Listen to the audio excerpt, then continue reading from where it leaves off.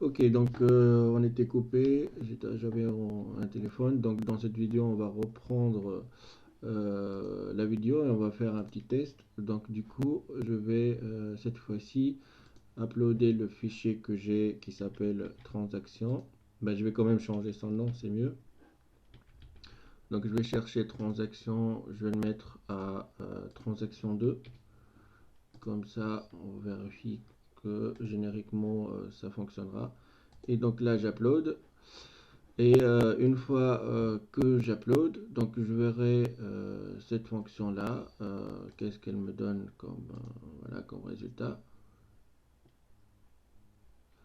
Je vais donc sur le CloudWatch, je prends le dernier log généré et, euh, et donc je verrai bien que j'ai tout ce qu'il faut. Voilà, j'ai tout ce qu'il faut. Donc j'ai alors on est en 2.35, donc ça c'est le dernier log qui a commencé là-dessus.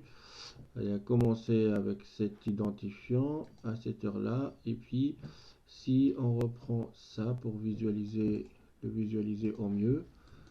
Donc je vais faire alors un format et puis on trouve qu'il est bien pointé sur le transaction 2.json.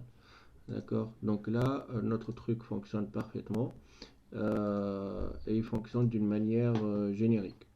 Donc la chose suivante, c'est de voir maintenant changer ou bien faire un peu de modif sur les données reçues dans les logs, donc sur les dossiers reçus dans les logs, et puis on en verra comment on pourrait mettre ça sur notre fichier. Donc pour ce faire, c'est quelque chose d'assez simple. Ce décode.etf, je peux le mettre là déjà, ça serait toujours bien. Et puis, donc ici, puisque je récupère et j'affiche les transactions au fur et à mesure, je pourrais faire une liste, donc une liste vide. Et puis cette liste là, donc elle va list.append, donc les types de transactions. Donc maintenant, je vais avoir une liste avec les types de transactions.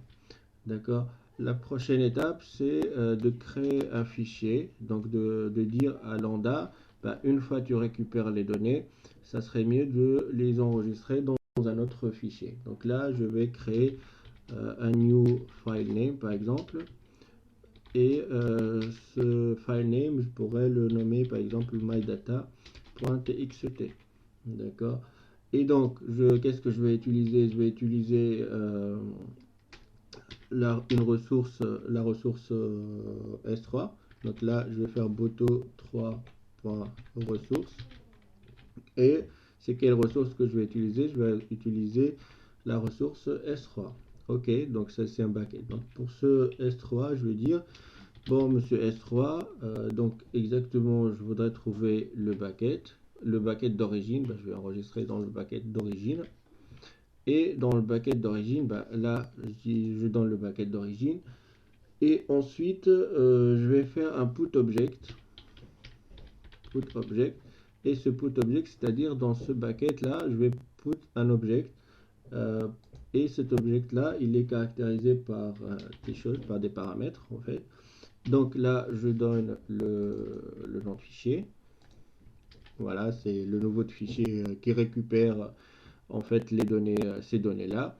Et c'est quoi son body? Donc son body, il est égal à une chaîne de caractères, un string. Donc là, je vais faire les transactions, je mettrai les transactions séparées par virgule. Donc là, je pourrais faire ça. Et puis je fais un join. Et puis je fais une liste. Donc la liste, c'est cette liste-là, à la fin E, qui fait des joins entre, les, entre ces mots bah, voilà, qui sont à l'intérieur et les sépare par virgule. Et puis tout ça, ça va former le body et qui ça sera aussi le body de ce nouveau name une fois on fait un event sur le lambda function. Donc je fais un CTRL S. Généralement, on n'a pas d'autre chose à faire, donc je déploie. D'accord. Je vous rappelle donc les données qu'on a actuellement et qui sont, je vais aller ouvrir le fichier. Donc voilà, c'est le fichier qu'on a qui s'appelle transaction 2 et puis bah, il contient purchase, refund. Je vais enlever le fond for démo, j'enregistre tout ça et puis on va aller à notre ami S3 pour lui dire voilà, tu vas du coup récupérer un dossier, le fichier qu'on a nommé transaction 2. Bah, en fait, il va écraser l'existant, hein. Il va écraser l'existant. Mais du coup, pour nous, il va justement déclencher un log, un événement du coup. Et cet événement-là, on va le voir dans le CloudWatch. Donc, je prends le dernier.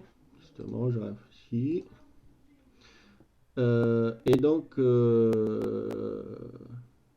on s'est trompé. Donc là, c'était happened et pas happen. Moi, j'ai écrit happen. Donc, bon, ouais, ça arrive. Donc, CTRL S, je déploie. Je refais la même chose. J'upload. Transaction. J'ouvre. J'upload. Je reviens voir donc CloudWatch.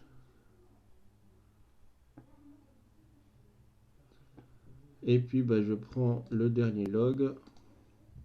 Et là, en fait, le dernier log, donc 1508, donc c'est tout ce qui est tout ce qui se passe ici, en fait.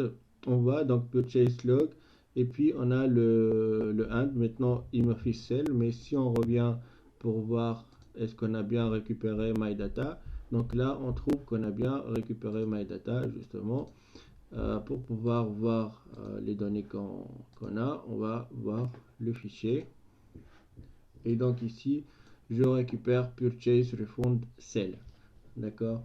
Donc ça, comment on transforme un fichier par le biais de lambda function. Alors certes, il y a toujours des choses à régler, choses qu'on va aller voir dans les vidéos suivantes, du genre le JSON décodeur et ainsi de suite. Donc ça, c'est juste des questions informatives pour bien décoder le JSON. Mais ça, on verra comment on pourrait régler ça dans les vidéos suivantes.